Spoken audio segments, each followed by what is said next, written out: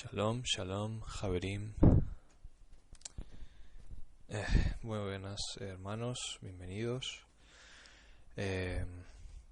Estoy haciendo este audio, estoy grabando porque, como ya sabéis, algunos de vosotros, pues hubo un problema técnico, un problema en la grabación del pasado Shabbat y bueno, entonces voy a tener que hacer de nuevo el estudio del Evangelio según Marcos, que es lo que estamos estudiando. Y voy a dejar este audio para que se suba en la página y todo aquel que quiera y pueda, pues esté ahí el material disponible, ¿no? Entonces lo dejamos en el capítulo 2, terminando el capítulo 2, que hablaba del Shabbat, ¿no? Y este capítulo empieza una vez más con una escena en la que el Mesías actúa en Shabbat, o una vez más, ¿no? Y es curioso porque al parecer es la continuación del pasaje anterior, ¿no? Porque dice, otra vez, no estoy leyendo una Reina Valera, dice, otra vez entró Yehoshua en la sinagoga. Pero si nosotros vamos al griego, no dice otra vez, dice ki, o sea, i. Entonces es evidente que es una continuación. La partícula ki en griego, que se puede traducir de diferentes maneras, se puede traducir como i, como es decir, como entonces, pero siempre es como una continuación de lo anterior, ¿no? Y bueno, la idea es que justo después de lo acontecido anteriormente, ¿no? Que está hablando de cuando el Mesías les habló a los fariseos y les explicó, pues bueno, David, cómo entró en el templo, ¿no? En la casa, y bueno, ya sabéis toda la historia, ¿no? Les estaba explicando por qué razón es permitido hacer tal cosa en Shabbat. Y aquí vamos a ver algo parecido, ¿no? Dice que entra en la sinagoga. Era costumbre del Mesías, y lo dicen otros pasajes, ¿no? En Lucas, por ejemplo, que el Mesías pues entrara a la sinagoga, enseñara, hiciera la lectura, ¿no? ¿Y por qué? Porque es un mandamiento congregarse, ¿no? Eso es evidente, o sea, él lo hacía por esto. O sea, no podemos decir que o sea, el Mesías no incumplía la Torah, ¿no? Él la cumplió totalmente a rajatabla, su propia Torah, ¿no? La que él mismo dio. Y bueno, claro, llama la atención que él vaya a la sinagoga para hacer un milagro, ¿no? Porque si seguimos leyendo, pues él sana a un hombre, ¿no? La mano de un hombre. ¿Por qué razón él hizo esto? Bueno, como ya había hecho anteriormente, ¿no? Él quería llamar la atención de los fariseos. Los fariseos eran el grupo, por así decirlo, más apegado a la Torá y a los profetas. De todos los grupos distintos que había en el judaísmo, los fariseos eran los que estaban más cerca de la verdad, y Josué por eso iba a las sinagogas. No vamos a explicar ahora otra vez quiénes eran los fariseos, ya lo hemos explicado anteriormente, pero sí que cabe mencionar que Josué, pues muchos pasajes, muchas enseñanzas de Josué estaban dirigidas a este grupo, porque el Señor sin duda les tenía aprecio, ¿no? por lo que ellos hacían, ¿no? A pesar de que se equivocaban, cometían errores. Y uno de ellos pues es el añadir restricciones excesivas al Shabbat, que es lo que el Mesías les está criticando, ¿no?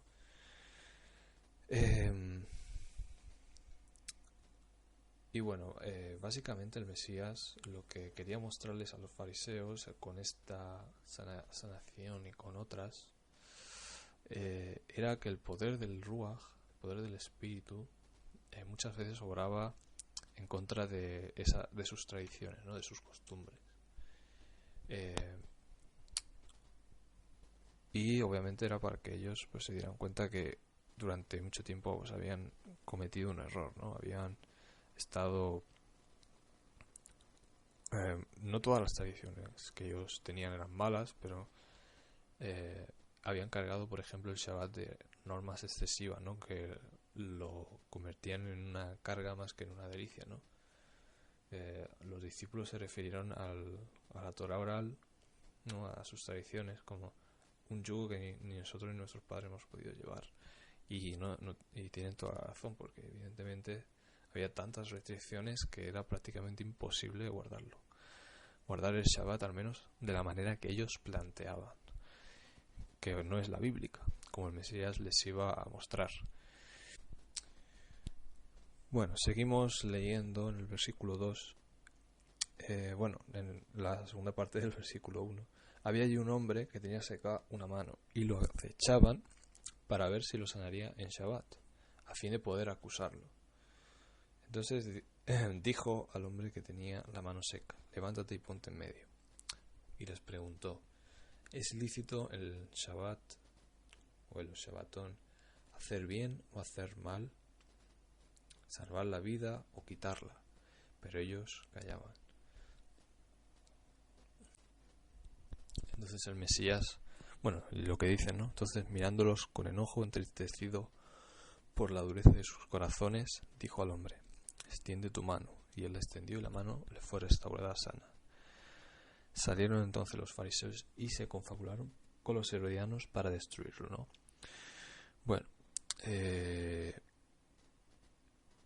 si vamos ahí a Mateo un segundo a leer un pasaje que es paralelo, no vamos a leer todo, pero es paralelo a lo que hemos estado leyendo en Marcos, ¿no? Desde el pasado Shabbat. Y fijaos cómo complementa lo que ha estado hablando, ¿no?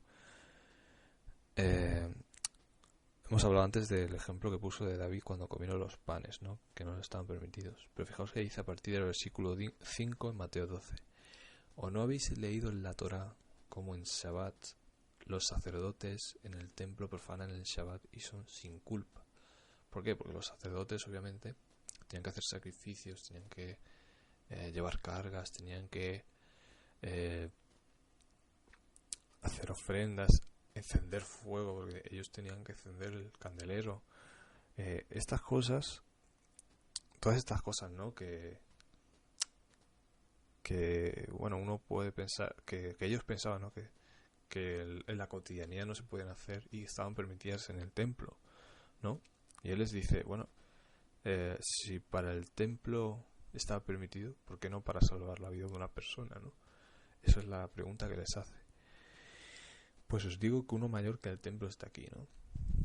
Lógicamente, porque él estaba diciendo, vosotros no sois nadie para decir lo que se puede hacer y lo que no se puede hacer en Shabbat. Yo sí puedo, porque evidentemente, soy la autoridad aquí. Obviamente lo decía de una manera indirecta. Si supierais qué significa misericordia quiero y no sacrificios, no condenaréis a los inocentes, porque el Hijo del Hombre es Señor del Shabbat, ¿no? Saliendo de allí fue a la sinagoga de ellos. Y había allí, aquí aparece, aquí esta escena, ¿no? Que acabamos de leer en Marcos, pero ahora fijaos cómo Mateo la representa de una manera distinta y la amplía.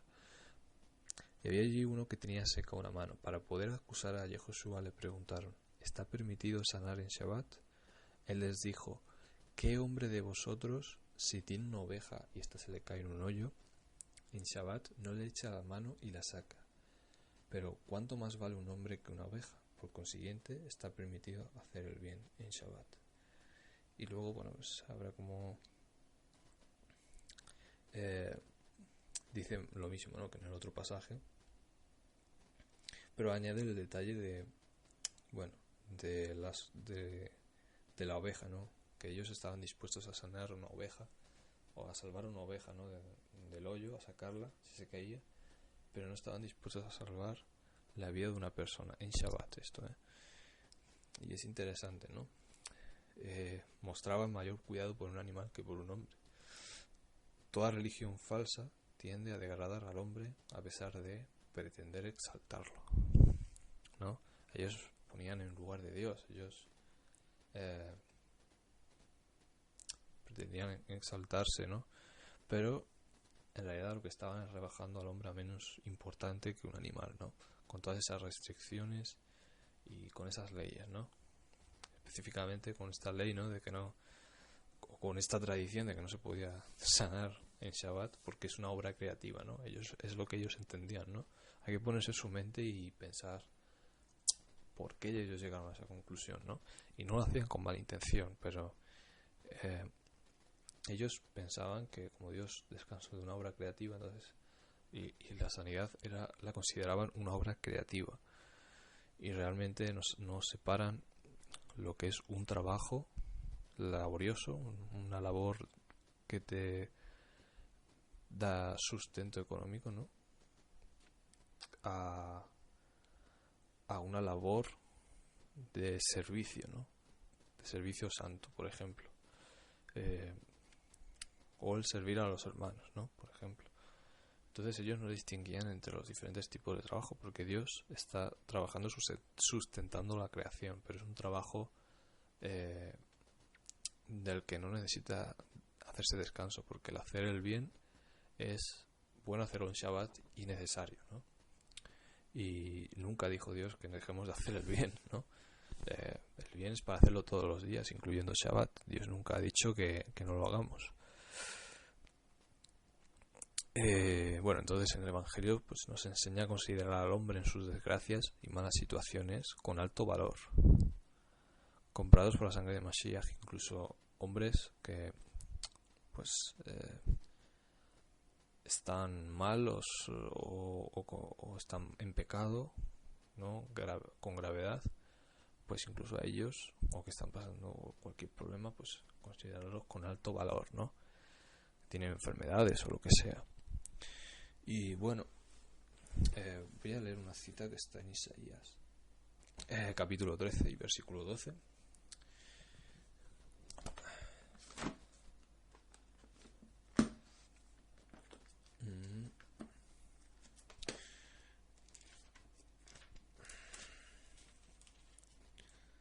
Dice así: haré más precioso que el oro fino al varón y más que el oro de Ofir al hombre. Porque Hashem lo que quiere es restaurar. Una de las razones de todos los mandamientos y de todas las instrucciones es aportar valor al hombre, es hacerle valioso, y eso es lo que Dios quiere hacer en él, ¿no? Restaurarle, y los mandamientos sirven a ese propósito, ¿no? Pero con estas leyes y estas tradiciones se les da un falso valor al hombre e incluso se les rebaja, ¿no? Pero a la vista de Dios eso no es así. Bien. Vamos a continuar.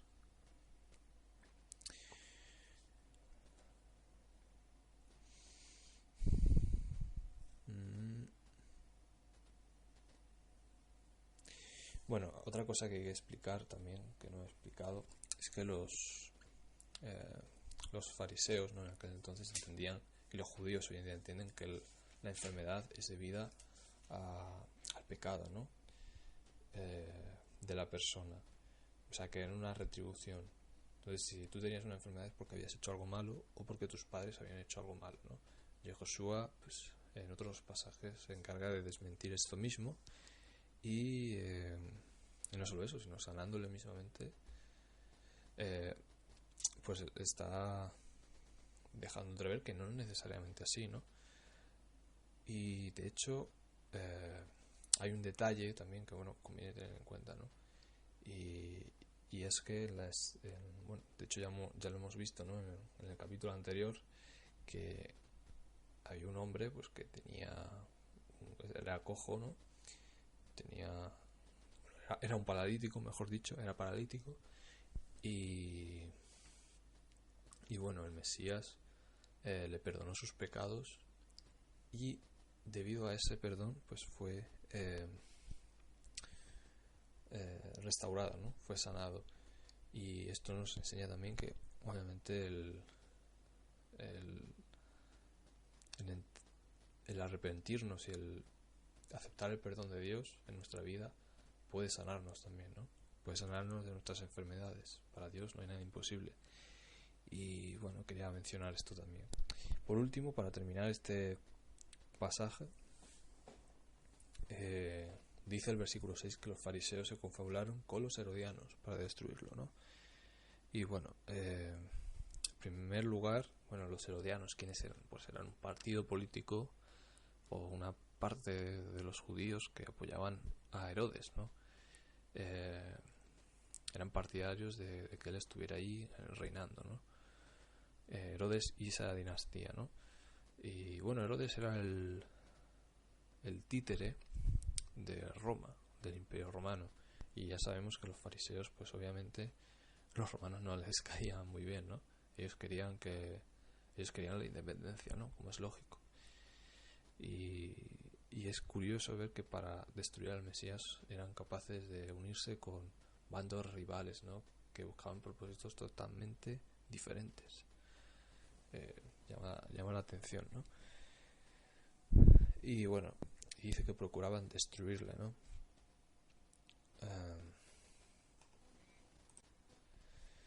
Y bueno, aquí se posicionaban los fariseos en contra de la vida, ¿no? No solo contra del hombre, sino también en contra de Dios mismo, ¿no? No estaban aceptando lo que Dios les estaba queriendo mostrar, ¿no? Lo que les quería enseñar, ¿no? Porque hay un mandamiento de la Torá que también dice, y tú escogerás la vida, ¿no? Pero ellos estaban escogiendo la muerte, ¿no? Y la muerte de todos menos de ellos mismos, ¿no? O sea, buscaban su propia conveniencia. Vale, vamos a pasar al siguiente pasaje, a partir del versículo 7.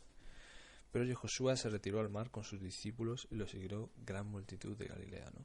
Siempre hace mucho énfasis la escritura, pues, en que le seguía una gran multitud, ¿no? De todas partes, ¿no? Y dice también de Judea, de Jerusalén, de Idumea, del otro lado del Jordán y de los alrededores de Tiro y Sidón. Oyendo cuán grandes cosas hacía, grandes multitudes vinieron a él. Obviamente su fama se extendía, ¿no? Y él muchas veces se apartaba, ¿no? Mira lo que dice en el 9. Entonces dijo a sus discípulos que le tuvieran siempre lista la barca para evitar que la multitud lo oprimiera, ¿no? En otros lados dice lo apretujara, porque dice, pues como había sanado a muchos, todos los que tenían plagas se echaban sobre él para tocarlo, ¿no?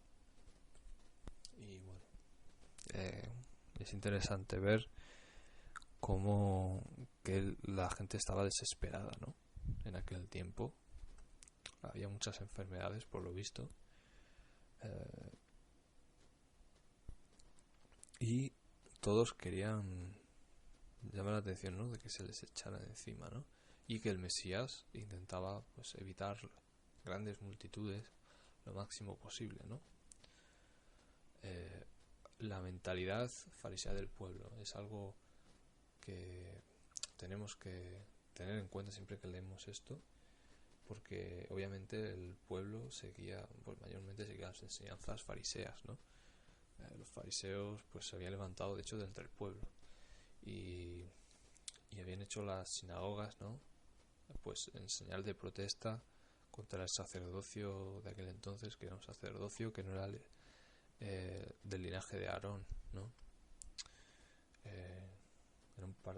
Los fariseos estaban en contra de los saduceos, ¿no? Que era el partido del sacerdocio, ¿no? Que tenían el sacerdocio en general, mayoritariamente. Y bueno, ellos obviamente pues querían un Mesías rey que expulsara a los romanos, como los fariseos, ¿no? Como sus líderes, ¿no? Y claro, al ver al Mesías sanando y haciendo todas estas cosas, pues obviamente uno se imagina, bueno, si hace esto puede echar a los romanos perfectamente. Pero resulta que el Mesías tenía otros planes, ¿no? Obviamente quería librarles de algo más que de los romanos, sin más, ¿no? Solamente quería librarles de sí mismos, de su propia carnalidad y de su propio pecado, ¿no? Y esto, pues, obviamente, ni siquiera sus discípulos lo entendieron al principio. Tardaron mucho en entenderlo. Y dice que en el versículo 10 dice que cuando tenían azotes o plagas caían sobre él para tocarlo. Es curioso. El mero toque no impartía sanación. Muchos hoy día atribuyen a las manos poderes de sanidad, por ejemplo. El que imparte la salud es Hashem. Porque si os fijáis en el pasaje de la mujer que tenía una enfermedad de flujo, ¿no? Toda la multitud estaba tocando al Mesías y no todos eran sanados. Solo fue la mujer que tocó el tzitzit del Mesías la que fue sanada. Es interesante, ¿no? Aunque muchos fueron sanados sin nada, en cambio de nada, ¿no? Sin tener necesariamente que arrepentirse, otras veces el Mesías esperaba el arrepentimiento de la persona para sanarle, ¿no? Esperaba que Elohim pusiera en él el don del arrepentimiento para sanar a esa persona, ¿no? Otra forma de decirlo. Y bueno, entonces viene otra escena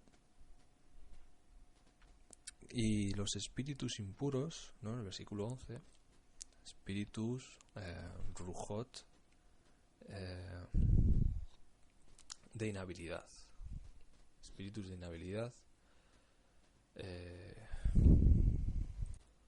¿Qué son estos espíritus? Pues bien, son demonios, son ángeles caídos que procuran inhabilitar al ser humano, ¿no? A la persona. Procura separarla de la santidad de muchas maneras, ¿no? Aquí, por ejemplo, pues la posesión, ¿no? El comerle el tarro a la persona con muchas voces, muchos pensamientos, tomar control de la propia persona. Obviamente, si una persona no abre la puerta, por así decirlo, de su mente, un ángel caído no puede tomar control de la mente, ¿no? Y eso muchas veces también lo hemos hablado, ¿no? Que no es que el demonio, los sheidim, ¿no? Como se dice, entren en la persona, sino que toma control de ella, simplemente de sus pensamientos, ¿no? De su mente. Es como que parasita a la persona, pero no es que entre dentro de la persona, como muchos entienden, al menos así lo vemos, ¿no? Y bueno, dice que estos rujot, al verlo, se postraban delante de él y gritaban: tú eres el Hijo de Dios, tú eres el Ben Ha-Elohim. Pero él los reprendía para que no lo descubrieran, ¿no? Interesante. Aquí vemos algo que llama bastante la atención, ¿no? Porque uno puede pensar, bueno,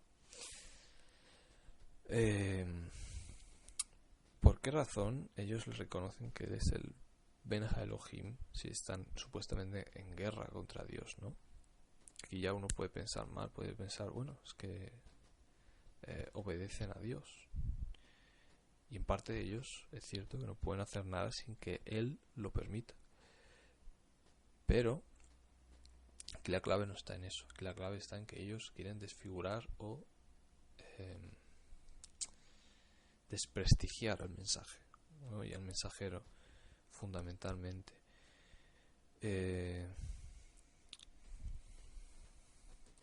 ¿Por qué razón un demonio diría la verdad, sino con la intención de engañar o de dar una falsa imagen, ¿no?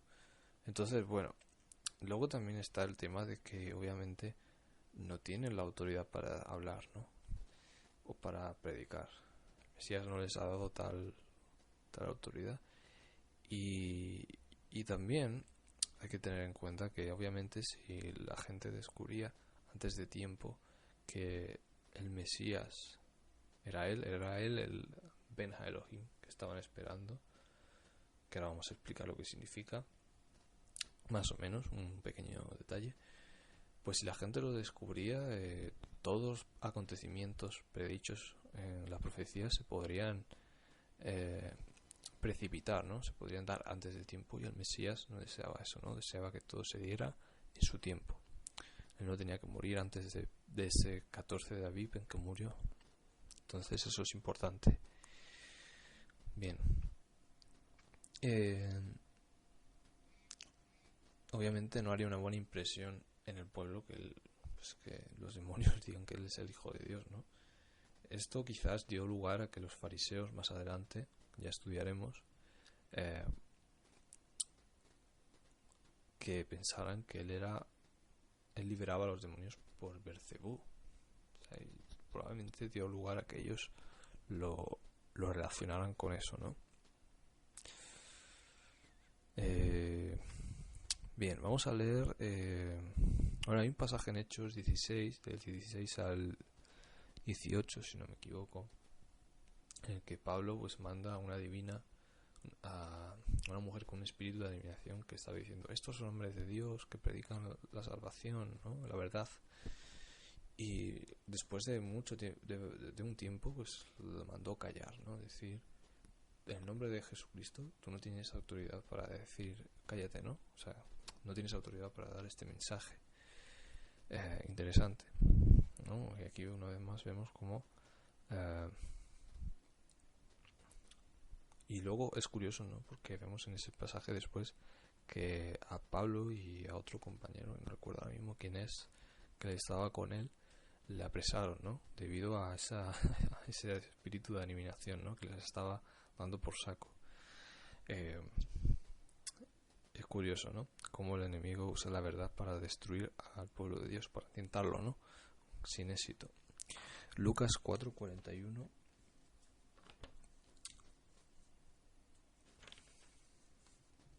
Quizás de ahí sacó Pablo pues la idea de que Satanás se puede disfrazar de ángel de luz, ¿no? Puede decir la verdad para tenderte una trampa, ¿no? También salían demonios de muchos dando voces diciendo: tú eres el Hijo de Dios, ¿no? El Ben Ha Elohim. Pero él los reprendía y no los dejaba hablar porque sabían que él era el Mashiach, ¿no? Para que veáis que es algo paralelo, ¿no? Decir que él es el Ben Ha Elohim y el Mashiach, que viene a significar algo muy parecido, ¿no? Muy, muy cercano. Bien, ¿qué es Ben Ha Elohim? Vamos a dar un pequeño detalle de lo que significa. Básicamente significa Ben, portador o heredero. Elohim, ya sabemos que los nombres de Dios son atributos, son rasgos de su carácter que bueno, que por eso tiene diferentes nombres, ¿no? Eso es porque Dios no se puede describir, ¿no? O sea, por más que tú inventes nombres, no hay manera de describir a Dios en plenitud, ¿no? Porque él es muy amplio, es tan amplio que no podemos abarcarlo en nuestra mente. Es eterno, justo, verdadero. Él es amor, Él es justicia, misericordia, todas esas cosas, todos esos atributos, ¿no? Se le puede dar muchos nombres. Y Elohim, pues, está relacionado con la misericordia, ¿no? Con el amor entrañable, también con la autoridad, ¿no? Está relacionado con todas estas cosas, ¿no? Y Ben Elohim significa que él porta o trae o digamos es heredero de ese atributo concreto, ¿no? Del Elohim. Que Elohim pues puede involucrar diferentes atributos, no solo el de la misericordia, pero principalmente el de la misericordia. Y eso es lo que es el Hijo de Dios, ¿no? Al menos ese concepto es el que más se usaba en la época, ¿no? No vamos a entrar más en detalle porque, bueno, decir, alguno puede pensar, bueno, Ben también significa hijo, y no le puedo decir que no, porque realmente también significa hijo muchas veces en las escrituras, hijo literal. Entonces es un tema complicado y no me quiero meter más en la cuestión. Y lo importante es entender que los fariseos, cuando oyeron esto de un demonio, pues pensaron: ah, no, tú no eres un Ben Ha Elohim, tú eres un Ben Elohim, es decir, eres un heredero de esas deidades, ¿no? De Baal Zebub o Belzebub, de esa deidad, ¿no? De ese dios de las moscas, ¿no? No eres un Benja Elohim. Eso es lo que... No eres un portador de la deidad de Elohim. No traes la deidad a nosotros. Lo que traes es un demonio, ¿no? O los atributos de otra deidad. Básicamente es eso lo que significa en hebreo. Entrando más en profundidad, ¿no? Bien, con esto damos por concluido este pasaje y vamos a pasar al siguiente. Un segundito. Este audio va a quedar más corto que los otros, obviamente, porque solo estoy yo, entonces solo voy a intervenir yo y obviamente los demás hermanos podrían aportar más cosas, seguro, ¿no? De hecho, en la realidad, en el Shabbat estuvimos más de una hora, ¿no? Seguramente. Hora y cuarto, hora y 20 o más incluso. Bueno, vamos a pasar a los siguientes pasajes, los siguientes versículos. Dice: después subió al monte y llamó así a los que él quiso y vinieron a él. Designó entonces a 12 para que estuvieran con él, para enviarlos a predicar y que tuvieran autoridad para sanar enfermedades y para echar fuera demonios. ¿Vale?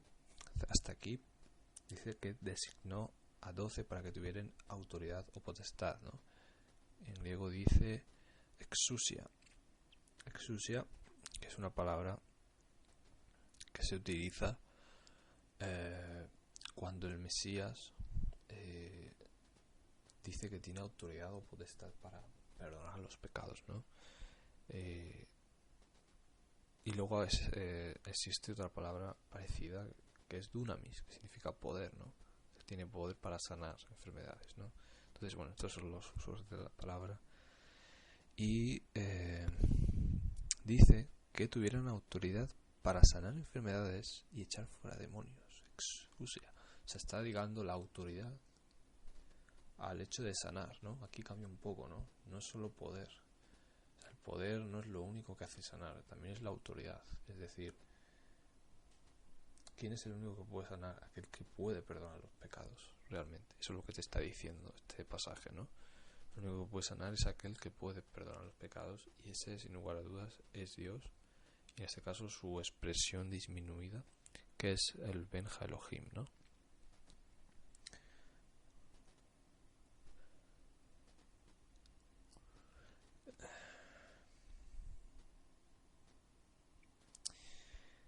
Bien, a mí la verdad es que me gustaría, lo expresé en aquel momento y lo voy a expresar ahora, poder tener esa autoridad, ¿no? La verdad, porque es algo que también se echa mucho en falta y quizás algún día Dios nos haga dignos de poder recibir esa potestad, ¿no? De poder sanar a personas, de poder liberar a personas de demonios, ¿no? Los que tengan que ser liberados así. Bueno, de hecho, aunque no lo parezca, hoy en día hay más influencia demoníaca de lo que nosotros a veces podemos llegar a pensar, ¿no? Influencia de espíritus. Lo que sucede es que trabajan de una manera como más discreta, ¿no? Más sutil, no tanto como para poseer a la persona y hacer que haga burradas o eche espuma por la boca, ¿no? Cosas que nos imaginamos que pasarían en aquel entonces. Ahora es más discreto, ¿no? Ellos tratan de llenarnos de pensamientos nocivos, negativos y hacer que todo lo que veamos sea de negatividad, ¿no? Prácticamente. Y bueno. Entonces, vamos a continuar. A Simón, a quien puso por sobrenombre Pedro, ¿no? Aquí va a relatar quiénes serán esos 12, ¿no? A Jacobo, a Juan, a los hijos del trueno, ¿no? Como dice ahí, los hijos del trueno. Claro, pensad, hemos hablado de la expresión Ben, que significa heredero o portador, ¿no? Entonces, hijos del trueno, ¿qué querría decir? ¿Que son descendientes literales del trueno? Obviamente no. tenía los atributos del trueno, es decir, eran personas irascibles, ¿no? Podríamos decir. O sea, fijaos cómo cambiaron, ¿no? Cómo el Mesías cambió, por ejemplo, a Johanán, ¿no? A Juan. Y llegó a ser ese discípulo amado, ¿no? Y bueno, ahí están los nombres de los 12 discípulos, y entre ellos estaba Judas Iscariote, ¿no? El que traicionó a Yehoshua. Es curioso, muy muy curioso.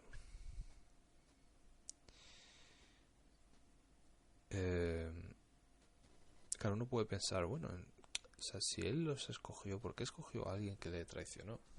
Y obviamente era porque Josué sabía que él lo iba, Josué ya de antemano sabía que lo iba a traicionar, pero aún así, a pesar de ello, él lo escoge para ser un embajador, ¿no? Y para cumplir, obviamente, esa profecía que hablaba de que alguien lo tenía que entregar, ¿no? Que está en Zacarías, si no me equivoco, que lo venderían por piezas de plata, ¿no? Y bueno, otras profecías, como en el Salmo 22, ¿no? El que yo era consideraba mi hermano, mi amigo, etcétera, se ha vuelto contra mí, ¿no? Hay un salmo que habla de eso, ¿no? De cómo un hermano le traiciona, un salmo profético, realmente. Y efectivamente se cumplió en Judas, ¿no? Como vemos. Pero eso no quiere decir que sea Dios el que condenó a Judas. Judas por sí mismo se endureció y al llamamiento de Dios estuvo con el Mesías, comió con él, vivió con él. Dios le dio todas las oportunidades que un ser humano puede pedir. Sin embargo, por alguna razón, él no respondió. Los otros discípulos sí lo hicieron, ¿no? Y la responsabilidad, obviamente, recae sobre Judas. En este caso. Bien, bueno, todo prácticamente llegamos hasta aquí, o sea, lo hemos dejado aquí en el versículo 20. Y bueno, luego dice en el 20-21, después entró Josué en una casa y se juntó de nuevo tanta gente que ni siquiera podían comer él y sus discípulos. Y luego habla de los parientes, ¿no? Que acudieron a llevárselo porque decían que se había vuelto loco, ¿no? Pero bueno, esa parte toca ya en la siguiente, ¿no? En el siguiente tema. Pues nada, lo dejamos hasta aquí. Sobre designó a 12, bueno, se puede leer 1 Corintios 12, que habla de los dones, ¿no? Porque obviamente la autoridad que ellos reciben, obviamente son los dones. O sea, lo que ellos están diciendo son dones de Ruach, reciben don de sanidades, reciben don para liberar demonios, ¿no? Es lo que Dios reparte a cada uno, ¿no? Conforme a su voluntad y a su propósito. No son todos maestros, no son todos profetas, ¿no? Sin embargo, nos dice Pablo que anhelemos los dones, ¿no? Que los busquemos, que los procuremos. De ellos el más importante de todos, más importante que ellos, el amor, ¿no? Porque es el principal. Sin el amor de nada sirven los demás, ¿no? Y todos los demás dones sirven para el propósito de amar, es evidente. No para complacernos egoístamente, ¿no? Como algunos piensan. Y bueno, pues nada más, lo vamos a dejar aquí. Javerim, Shalom, y nos vemos en un próximo estudio en el que ya se grabará con todos los hermanos y esperemos que no haya ningún problema. Leitraot, hasta luego. Hasta luego. Hasta luego. Hasta luego. Hasta luego. Hasta luego.